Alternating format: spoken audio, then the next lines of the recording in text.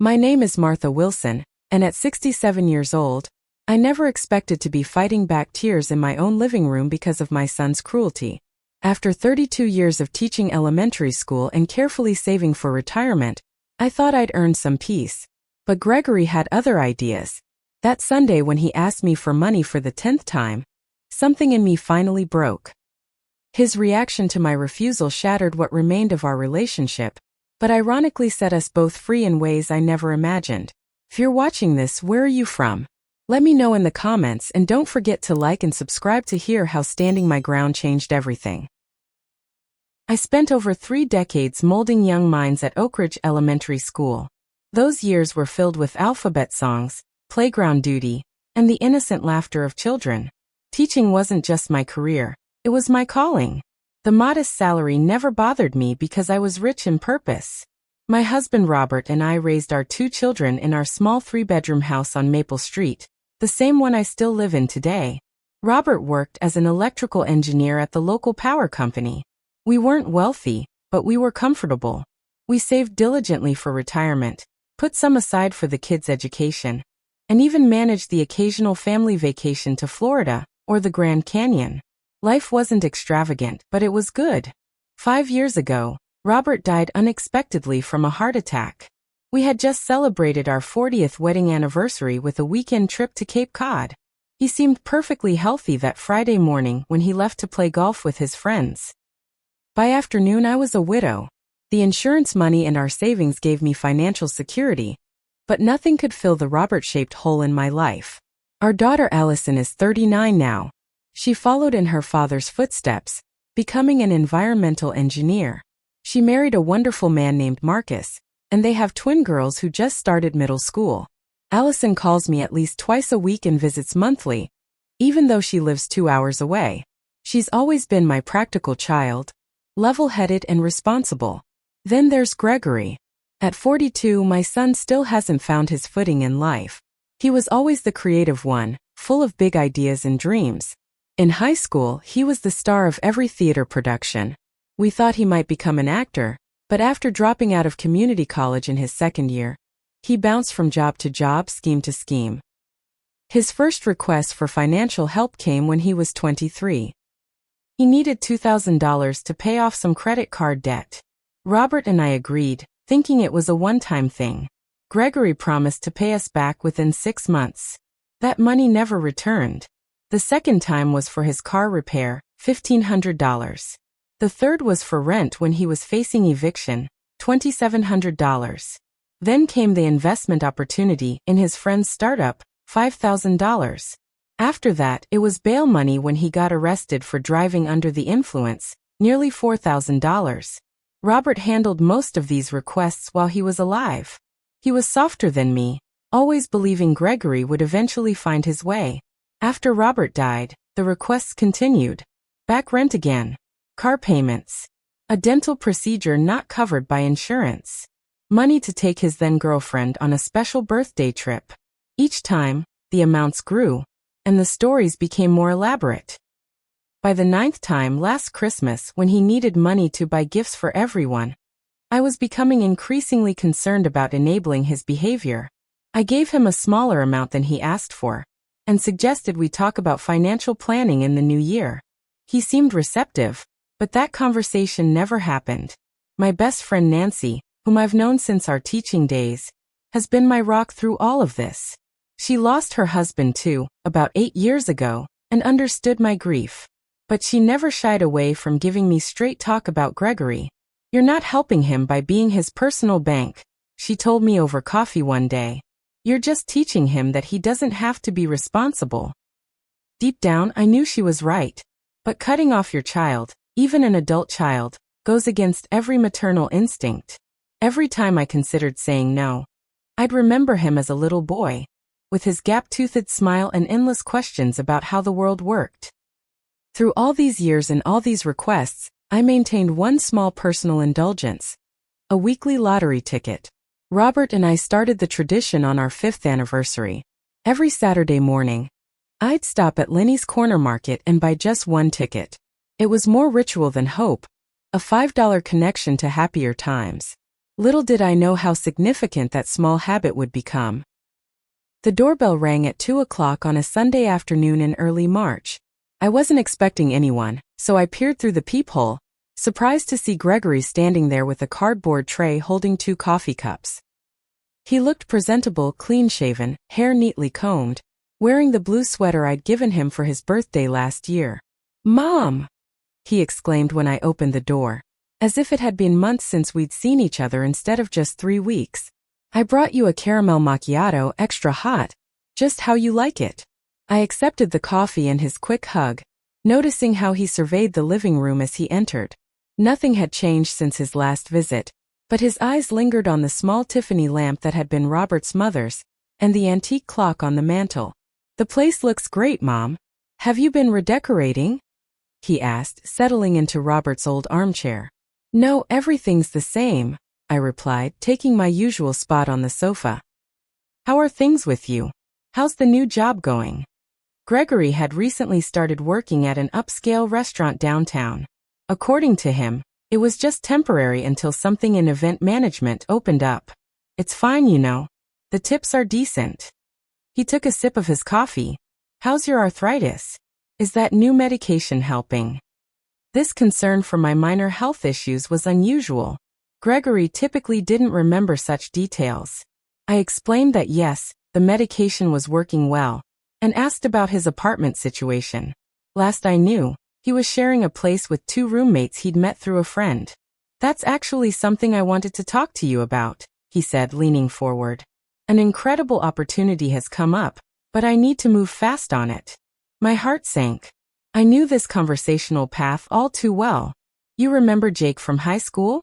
He started this premium food delivery service focused on organic, locally sourced meals. It's like Blue Apron but super high-end, targeting wealthy professionals. He wants me to come in as a partner." As Gregory spoke, his eyes lit up with the familiar excitement I'd seen dozens of times before. He detailed how the business was already generating revenue, how Jake had other investors lined up, how this could be his big break. "The thing is, Mom, I need to buy in now before someone else takes the spot. Jake's only giving me until Friday." He paused, then delivered the inevitable question. "I need $5,000. It's an investment, not a loan. You'd technically be an investor too. Jake projects 20% returns within the first year." I sipped my coffee slowly, using the moment to gather my thoughts. "That sounds interesting, Gregory. Do you have a business plan I could look at? Financial projections?" His expression faltered slightly. "Jake's handling all that stuff.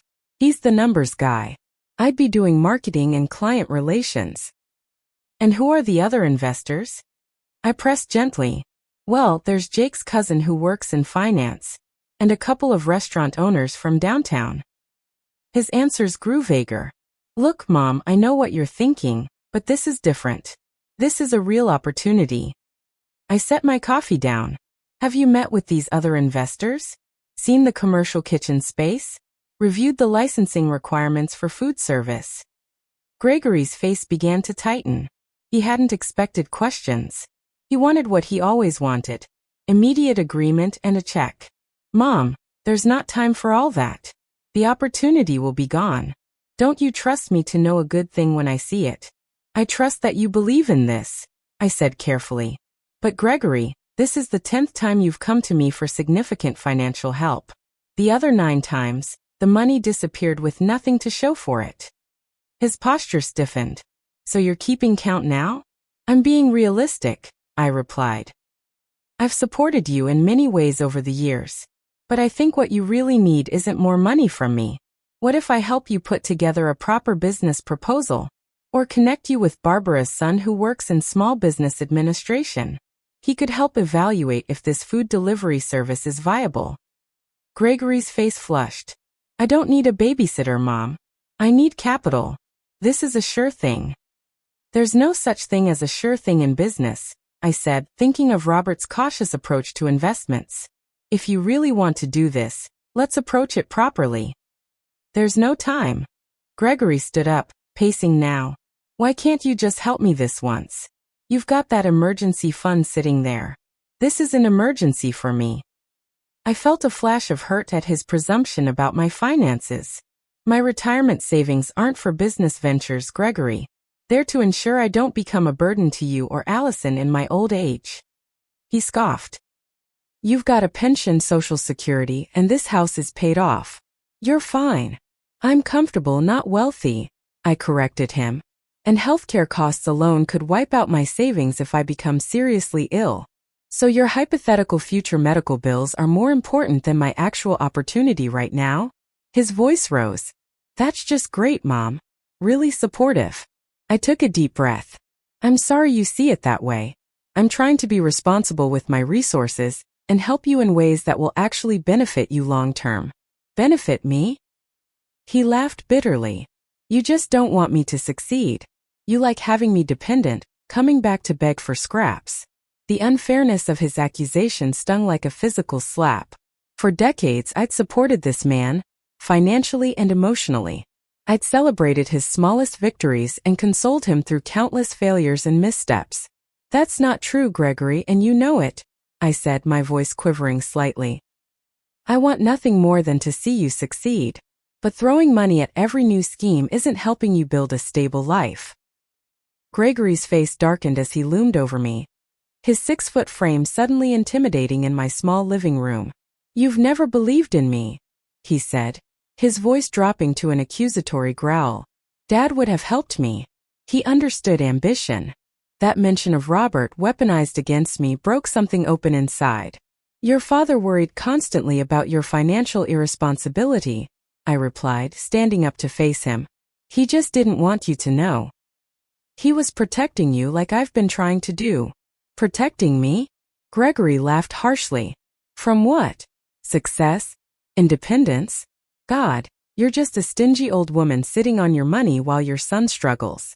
I've given you over $20,000 in the past 5 years alone, I said, my voice steady despite my racing heart. Money that was meant for your father and me to travel after retirement. Money that was supposed to help with your sister's children's college funds someday. Oh, here we go. Saint Allison and her perfect little family. Gregory threw his hands up. Everything always comes back to how I don't measure up to her. This isn't about comparing you to your sister, I insisted. This is about the pattern we've established that isn't healthy for either of us. Gregory's expression twisted. You know what? Keep your precious money. I'll find another way. I always do. But remember this moment when I'm successful, and you had no part in it. I reached for his arm as he turned to leave. Gregory, please. Let's talk about this calmly. I want to help you, just not like this. What happened next will be forever seared into my memory. My son, the baby boy I had nursed and raised, whose scraped knees I had bandaged and whose tears I had dried, looked down at my hand on his arm with disgust. Get your hand off me, he spat. Then he unleashed a string of profanities so vile I won't repeat them. Words no child should ever say to their mother, culminating in calling me a selfish, withered bitch who never really loved him. I dropped my hand as if burned, stumbling backward until my legs hit the sofa. The room seemed to spin around me as Gregory stormed toward the door. Gregory, I whispered, barely able to find my voice. Please don't leave like this. He paused at the door, and for one heartbreaking moment, I thought he might turn around, might apologize. Instead, he delivered one final verbal blow. You'll die alone with your precious savings intact. Hope it keeps you warm at night. The door slammed with such force that the family photos on the adjacent wall rattled. One fell to the floor, the frame cracking as it hit the hardwood. Fittingly, it was a picture from Gregory's high school graduation. For several minutes I couldn't move. The silence in the house pressed in on me like a physical weight. I've experienced many kinds of pain in my 67 years childbirth, the grief of losing my husband, the physical agony of kidney stones, but nothing prepared me for the searing hurt of my son's hatred. When I finally managed to reach for the phone, my hands were shaking so badly I had to dial Nancy's number twice. She answered on the third ring, her voice bright with weekend cheer. Martha, I was just thinking about you. How are you? The simple question broke the dam. Tears flooded down my face as I struggled to explain what had happened. Nancy listened without interrupting, then spoke with the straightforward compassion that had defined our 40-year friendship. I'm coming over, she said firmly. Put the kettle on. I'll be there in 20 minutes. True to her word, Nancy arrived with a box of my favorite tea and a hug that nearly crushed my ribs. We sat at my kitchen table as the spring afternoon faded into evening, dissecting what had happened. Nancy, never one to mince words, didn't try to soften the blow. He showed you who he is right now, Martha. Believe him. He was just angry, I said weakly, though I didn't entirely believe my own defense. Anger doesn't make decent people curse at their mothers, Nancy replied. Especially mothers who've given them as much as you have. We talked until well past midnight. About boundaries and enabling. About the difference between helping and hurting. About the painful truth that sometimes love means saying no. When Nancy finally left, promising to call me in the morning, I walked slowly through my quiet house, turning off lights. In the living room, I picked up the fallen photograph, carefully removing it from the broken frame. Young Gregory in his cap and gown, his arm around my shoulders, both of us beaming with pride and hope for his future. I slipped the photo into a drawer instead of replacing it on the wall. Some memories are too painful to display. Sleep eluded me that night. I lay awake replaying Gregory's words, his expression of contempt, the way he looked at me as if I were a stranger who had wronged him deeply. Dawn found me exhausted but strangely calm, as if my emotions had burned themselves out, leaving only ashes. Over coffee, I found myself revisiting Gregory's childhood, searching for clues to where our relationship had veered so dramatically off course. He had been a sensitive child, quick to tears but also quick to laughter. Robert had sometimes found Gregory's emotional nature challenging to navigate, being more reserved himself. Had we indulged Gregory too much? Not enough. Had Robert's pragmatic approach to parenting somehow wounded our son's creative spirit? Or was I simply making excuses for an adult man who should have outgrown childish tantrums decades ago? The doorbell interrupted my reflections. It was Allison carrying a cloth grocery bag filled with fresh produce. Thought I'd surprise you, she said, kissing my cheek as she entered. I'm on my way back from that conference in Boston, and figured you might enjoy some company and a home-cooked meal. My daughter's unexpected visit was like a gift from the universe. Allison moved efficiently around my kitchen, chatting about her conference and the twins' latest school adventures. It wasn't until we sat down to eat the vegetable frittata she'd prepared that she fixed me with her perceptive gaze. Okay, Mom. What's wrong? And don't say nothing, because you've got those little wrinkles above your nose that only appear when you're upset. I tried to smile. Just tired. Didn't sleep well. Allison set down her fork. Mom. Something about her steady gaze, so like her father's, broke through my resolve to protect her from family discord. The whole story tumbled out: Gregory's visit, his request, his reaction to my refusal, and the horrible things he'd said. As I spoke, Allison's expression shifted from concern to outrage. By the time I finished, her hands were clenched into fists on the table. I'm going to call him, she said, already reaching for her phone. He can't speak to you that way. Ever. I placed my hand over hers. No, honey. That will only make things worse. This is between Gregory and me. But Mom, he can't just verbally abuse you and face no consequences. He's been taking advantage of your generosity for years. Dad would be furious if he knew how Gregory's been treating you. Your father knew who Gregory was, I said softly. He loved him anyway, as I do.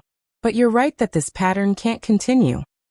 We spent the afternoon talking through what healthy boundaries might look like. Allison, with her engineer's mind, approached the problem methodically. By the time she left that evening, I had a clearer sense of how to move forward. That clarity was tested the very next day when Gregory began texting. The messages started with anger. Hope you're happy with your decision. Then pivoted to guilt. Don't know how I'll make rent next month, but I guess that's not your problem. And finally, a tepid apology. Sorry if I overreacted. Was just disappointed. I read each message multiple times, but resisted the urge to respond immediately. The old Martha would have jumped to reassure him, to smooth things over at any cost.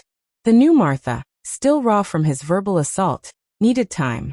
After 3 days of silence on my part, the messages grew more frantic.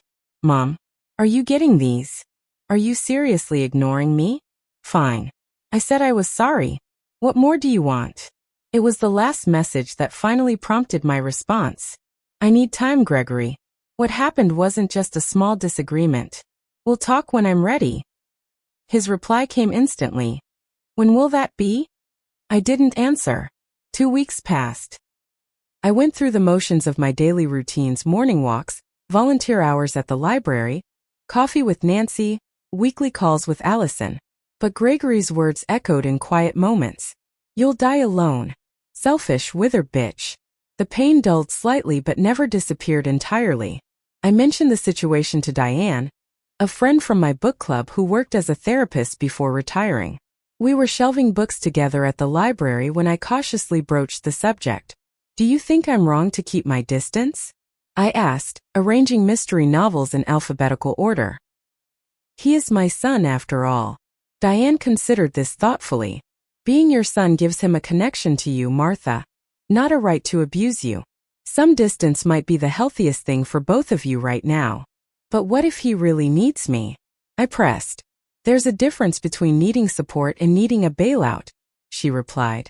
One builds strength, the other prolongs weakness. Her words stayed with me, reinforcing the boundary I was struggling to maintain. As days turned into weeks, I felt a gradual shifting within myself. Grief giving way to resolve. Hurt transforming into determination. For perhaps the first time since Robert died, I was making choices based solely on what I knew to be right, not on fear of conflict or abandonment. Gregory's texts became less frequent, though they continued to alternate between brief apologies and subtle attempts at manipulation. I responded cordially but briefly, never inviting deeper conversation. It was the emotional equivalent of keeping someone at arm's length, close enough to see but too far to strike. Strangely, this difficult period brought unexpected connections with others in my life. Sensing my need for community, Nancy organized weekly dinner gatherings with our circle of friends. Allison called more frequently and brought the twins for an impromptu weekend visit. Even my neighbors seemed to appear more often, offering garden produce or stopping to chat when I collected my mail. I began to understand that while Gregory's hurtful behavior had left a wound, my life was still rich with meaningful relationships. The realization didn't erase the pain of his words, but it did place that pain in a larger context. I was not, as he had cruelly suggested, destined to die alone. Saturday mornings had always followed the same pattern since Robert died. I would wake around 7, enjoy a leisurely breakfast with the newspaper, then walk the 6 blocks to Lenny's Corner Market for my weekly lottery ticket. Lenny, who had owned the store for as long as anyone could remember, would greet me by name and wish me luck as he handed over the ticket. Today could be your day, Mrs. Wilson, he'd say with a wink. I always gave the same response. If it is, Lenny, you'll be the first to know. This particular Saturday, exactly 1 week after Gregory's outburst, followed the same routine. I selected my usual numbers, Robert's birthday, our anniversary date, and the years our children were born, and tucked the ticket into my wallet without much thought. That evening, I settled into my living room with a cup of tea to watch the drawing, more out of habit than hope. The television announcer's voice droned through the first few numbers. 17. One of my numbers. Nice start. 24. Another match. Unusual, but it had happened before. 32. My heart rate picked up slightly. 3 matches could mean a small prize. 45. I sat up straighter, setting my tea aside. 51. My hands began to tremble. 5 matches was significant money. And the final number is 8. The room seemed to tilt beneath me. All 6 numbers. I had matched all 6 numbers. Disbelief was my first reaction. I must have misheard or misremembered my numbers. I fumbled for my wallet, nearly dropping it in my haste. The ticket confirmed what seemed impossible. I had selected the exact 6 numbers drawn. The announcer continued speaking, explaining that there was a single winning ticket for the $12 million jackpot. 1 ticket. Mine. I sank back into my chair, a strange buzzing in my ears drowning out the television. $12 million. The sum was incomprehensible. More money than Robert and I had earned in our entire working lives combined. For several minutes I sat perfectly still, afraid that any movement might wake me from what surely must be a dream. When reality finally settled in, I did something that surprised even myself. I began to laugh. Not a gentle chuckle but deep, almost hysterical laughter that eventually dissolved into tears. I was crying and laughing simultaneously, alone in my modest living room, overwhelmed by the cosmic joke of it all. After decades of careful budgeting, after agonizing over helping my son financially, after being cursed at for protecting my limited resources, the universe had decided to make me a millionaire. When the emotional storm finally passed, a strange clarity took its place. My first thought wasn't about what I would buy or how my life might change. Instead, I found myself thinking about privacy and protection. The local news would report that someone in our area had won. People would be curious, excited, perhaps even envious. And Gregory? What would Gregory do if he learned his mother had suddenly come into millions just after he had asked for a mere $5,000? That night, I made my first decision as a lottery winner. No one would know. Not yet. Perhaps not ever. The next morning, I researched how to claim lottery winnings anonymously. My state allowed winners to create a trust or limited liability company to receive the funds, providing a layer of privacy. I would need legal help to navigate the process properly. I called Barbara Sullivan, a retired attorney friend from my teaching days, and arranged to meet for lunch, carefully avoiding any mention of the lottery. Over salads at a quiet restaurant 20 miles from our hometown, I confided in her. "Martha," she said after a long pause, "this changes everything." "That's what I'm afraid of," I admitted. "I don't want it to change who I am, or how people see me." Barbara's advice was practical and immediate. She recommended a financial advisor in the city who specialized in sudden wealth transitions, a common phenomenon among lottery winners and inheritors. She also explained the steps for creating a blind trust to claim the winnings. "Take your time," she cautioned. "The ticket is good for a year. There's no rush to claim it until you have your protections in place." Over the next 2 weeks, I met discreetly with the financial advisor Barbara recommended, a soft-spoken man named Michael Winters who treated my situation with refreshing matter-of-factness. We discussed tax implications, investment strategies, and philanthropy options. He helped me understand that with proper management, this money could last several lifetimes. "Most lottery winners make the mistake of thinking the money is infinite," he explained. "12 million is life-changing, but not if you spend it like a billionaire." Together, we crafted a preliminary financial plan.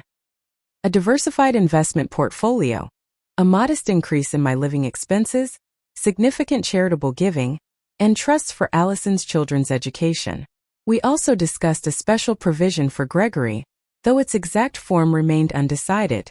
Throughout these consultations, I maintained my normal routines. I volunteered at the library, attended my book club, and had coffee with Nancy without breathing a word about my changed circumstances. The secret felt both heavy and oddly empowering. For the first time in my life, I held information that could dramatically alter my relationships if revealed. The mechanics of claiming the prize proceeded slowly but steadily. Barbara connected me with a specialized attorney who created the WMW Blind Trust, my initials reversed, to receive the funds. I opted for the lump sum payment rather than the annuity option, which reduced the amount to about $7 million before taxes. After federal and state taxes, I would receive approximately $4.5 million, still an almost inconceivable sum for a retired schoolteacher. As these preparations progressed, I found myself watching people more carefully, noticing how they talked about money, wealth, and lottery winners. Nancy mentioned a news story about the unclaimed ticket. "Can you imagine winning that much and not coming forward immediately?" She marveled over our usual coffee. "I'd be on the first plane to Hawaii." "Maybe they're being cautious," I suggested. "I've heard sudden wealth can cause problems." Nancy laughed. "Those are the kind of problems I wouldn't mind having." I smiled and changed the subject, wondering what my dear friend would think if she knew the truth. In quiet moments alone, I contemplated the strange power of money, how its presence or absence shaped relationships, opportunities, and perceptions. I thought about Gregory, about how my refusal of $5,000 had triggered such rage, and about how knowledge of my windfall might affect him. Would it validate his view of me as stingy, If he learned I had millions but still refused his request? Or would it prove my point about responsible financial management? The questions had no simple answers. What became increasingly clear, however, was that money alone couldn't fix what was broken between us. If anything, it might create new complications, new expectations, new opportunities for disappointment. Whatever path forward we might find would need to be built on something more substantial than financial transactions. As April turned to May, I completed the necessary steps to claim my winnings. The funds were deposited into newly established accounts, the trust structure providing the privacy I sought. To anyone looking at public records, the lottery winner was an anonymous legal entity, not Martha Wilson of 142 Maple Street. With the financial matters settled, I faced the more complex question of what to do next. How does one live authentically with a life-changing secret? And how does one use such unexpected abundance wisely? 3 weeks after my lottery claim was finalized, Gregory called. His name on my phone screen still triggered a complicated mix of love and wariness. I let it ring twice before answering. "Hello, Gregory." "Mom." His voice sounded subdued. "Can I come over? I think we should talk."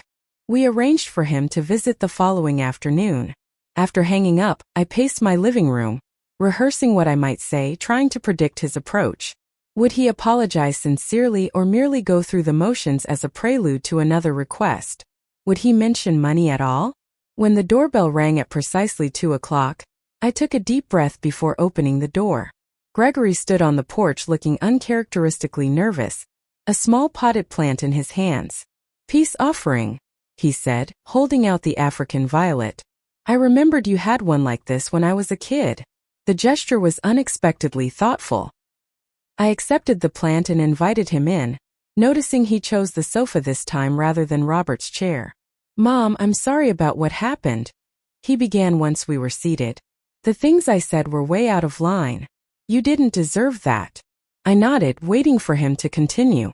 "I was desperate and took it out on you. It wasn't fair." He looked down at his hands. "I understand if you're still angry." I was hurt, Gregory.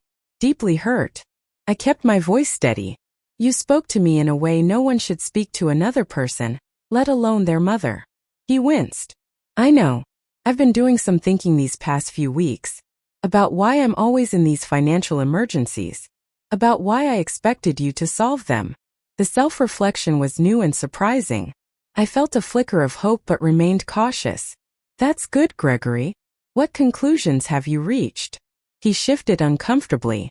"That I need to take more responsibility, budget better, plan ahead."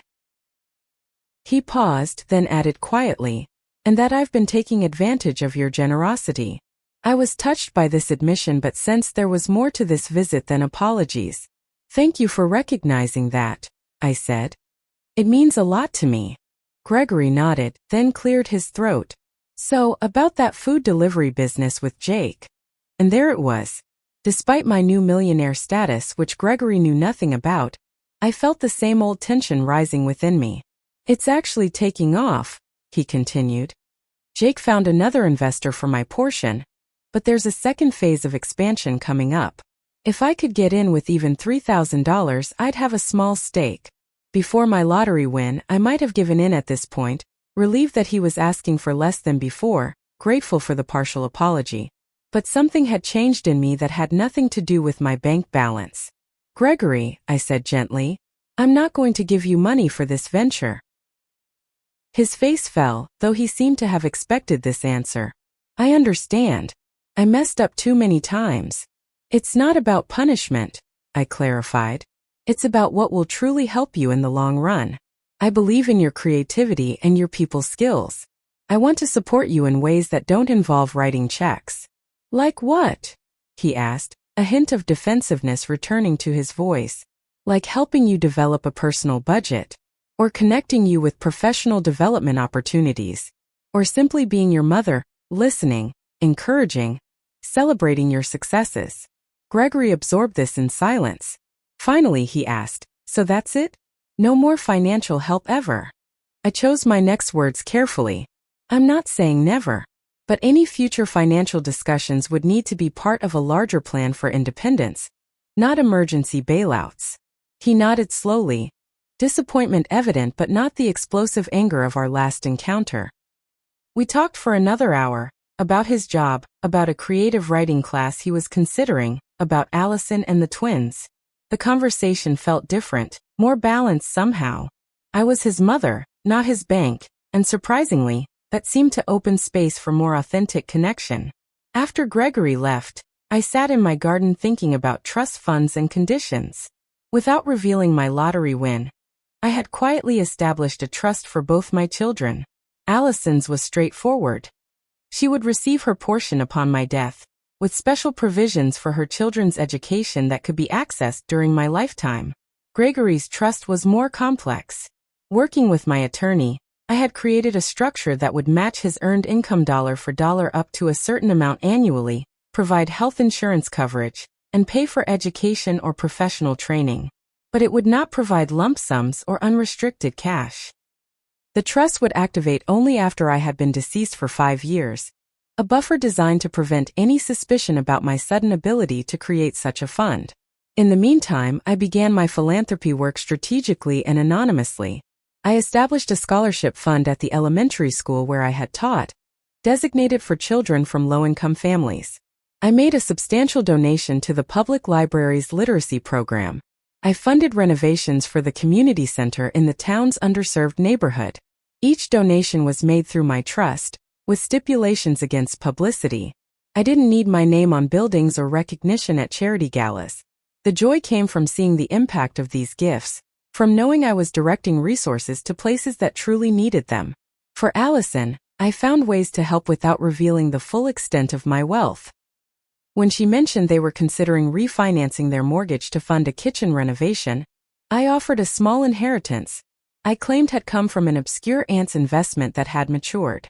The $20,000 wasn't enough to raise suspicions, but made a significant difference to their project. My own lifestyle changed in subtle ways that wouldn't attract attention. I replaced my 12-year-old car with a new model, nice but not luxurious. I hired a cleaning service to come twice monthly, explaining to friends that it was a gift to myself after my recent bout with bronchitis. I upgraded my appliances when the old ones happened to break down. Small luxuries that improved my daily life without raising eyebrows. Through these months of adjustment, Gregory and I continued to rebuild our relationship. He seemed to accept the new boundaries, though not without occasional testing. He would mention financial struggles in passing, watching for my reaction. When I responded with sympathy but not offers of money, he would move on to other topics. By late summer, I began to see genuine changes in his approach to life. He enrolled in that creative writing class and, to my surprise, stuck with it through the entire 8-week session. He picked up additional shifts at the restaurant and moved to a more affordable apartment. Small steps but significant ones. One evening in September, Gregory called with unexpected news. "Mom, remember that food delivery business with Jake?" he asked. "Yes," I replied cautiously. "It failed. Completely tanked after 3 months." There was no bitterness in his voice, just a matter-of-fact acceptance. "I'm sorry to hear that, Gregory." "Don't be," he said. "I dodged a bullet.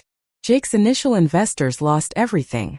If you had given me that money, it would be gone too." The admission was remarkable.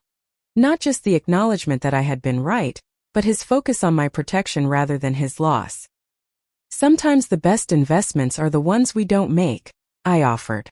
Gregory laughed. "That should be on a needlepoint pillow in your living room." We talked a while longer about his new apartment and a potential promotion at the restaurant. As we said goodbye, he added something that caught me off guard. "Thanks, Mom. Not for the money you didn't give me, but for believing I could figure things out on my own." After we hung up, I sat on my patio watching fireflies rise from the garden, marveling at how life's most precious gifts often come disguised as disappointments. Gregory had wanted money but received something far more valuable, the chance to discover his own resilience. 6 months after winning the lottery, my life had found a new rhythm. Outwardly, little had changed. I still lived in the same house on Maple Street. I still volunteered at the library on Tuesdays and Thursdays. I still met Nancy for coffee every Wednesday morning. No one suspected that the modest retired teacher in their midst was now a multimillionaire. Inwardly, however, the transformation was profound. Financial security had freed me from subtle anxieties that had been constant companions for decades. The knowledge that I could afford the best medical care should illness strike. The ability to help others without calculating the impact on my own needs. The luxury of making decisions based on desire rather than necessity. My philanthropy work had become a source of unexpected fulfillment. Through carefully structured anonymous donations, I had helped fund a new wing at the community health clinic, established a food security program at the local elementary school, and created an arts grant for seniors. Each project reflected values I had always held but previously couldn't fully express through action. Gregory's evolution was perhaps the most remarkable change. Over these months, he had maintained steady employment, begun building a modest savings account, and even started repaying small amounts of his previous loans, $20 or $50 at a time, but the symbolism mattered more than the sum. "I know it's just a drop in the bucket," he said one Sunday over dinner at my house, "but I want you to know I remember what I owe you." "It's not about the money," I told him truthfully. "It's about the responsibility you're showing." We had established a new kind of relationship, adult to adult rather than provider to dependent. He still struggled at times, still occasionally hinted at financial challenges, but accepted my non-monetary support with growing grace. Allison had noticed the change in her brother too. "Whatever tough love you administered seems to be working," she remarked during one of our phone calls. "He actually called me for advice about retirement accounts last week." I nearly fell off my chair. In October, I finally made the decision I had been contemplating for months. I invited both my children to Sunday dinner, something we hadn't done together since before Robert died. The evening was surprisingly pleasant, with Gregory and Allison engaging in genuine conversation, rather than the strained politeness that had characterized their recent interactions. After dessert, I asked them to join me in the living room for a talk. "I have something important to tell you both," I began, watching their expressions grow concerned. "It's nothing bad, but it will affect our family." Gregory immediately looked worried. "Are you sick, Mom?" "No, nothing like that," I assured him. "The fact is, I've established trust funds for both of you." Their surprise was evident. Allison recovered first. "Trust funds? But how?" "I mean, that's wonderful, Mom, but I thought that I was just getting by on my teacher's pension?" I smiled. That was mostly true until recently. But through some investments and careful planning, I've been able to set aside meaningful amounts for both of you and the twins. It wasn't a complete fabrication. The lottery winnings were, in a sense, the ultimate investment return. These trusts come with specific conditions, I continued, explaining the different structures I had created for each of them. Allison's more straightforward inheritance and education fund for her children, Gregory's earned income matching arrangement and health coverage. Gregory listened intently, asking surprisingly thoughtful questions about how the matching provision would work. There was a moment when I feared the old resentment might surface. Why did his trust have conditions while Allison's didn't? But it never came. Instead, he said something that confirmed how far he had come. "That's smart, Mom. Really smart. It helps without creating dependency." Allison looked at her brother with new respect, and I felt a mother's pride that had nothing to do with money and everything to do with growth. I didn't tell them the full extent of my wealth or its source.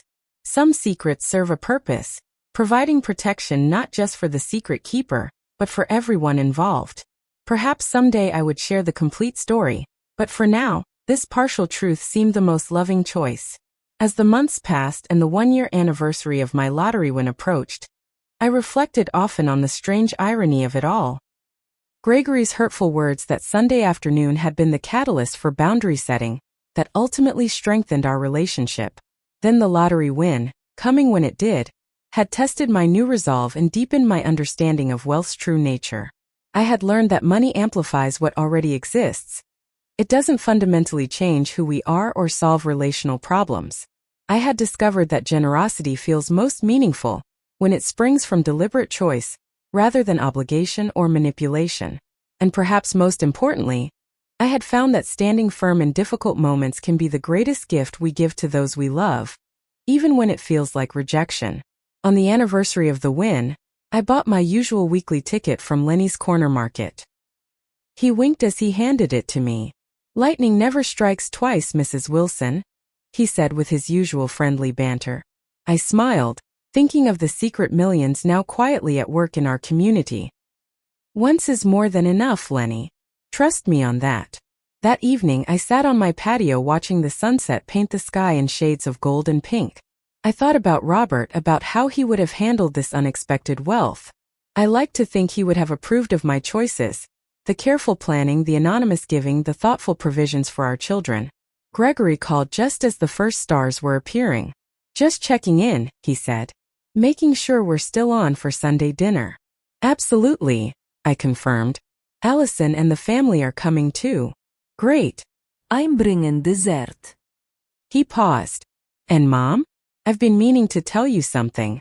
I'm taking night classes in accounting.